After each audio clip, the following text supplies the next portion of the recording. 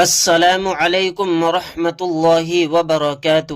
معزز سامعین کرام، پیارے دوستو، بزرگوں، پیارے بچوں، پیاری ماؤں اور بہنوں، تجوید کی کلاس میں آج میں آپ کو سکھانے والا ہوں تختی نمبر 3 حرکات کے بیان میں۔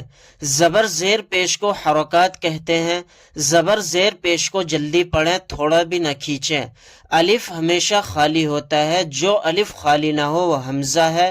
زبر کی آواز اوپر کو اٹھتی ہے، اس بات کو آپ اچھے سے سمجھ لیجئے۔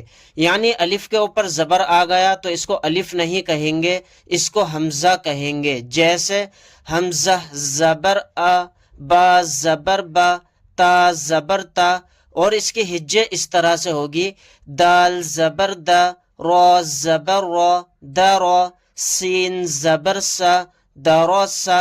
یعنی زبر کو پڑھتے وقت جلدی پڑھیں،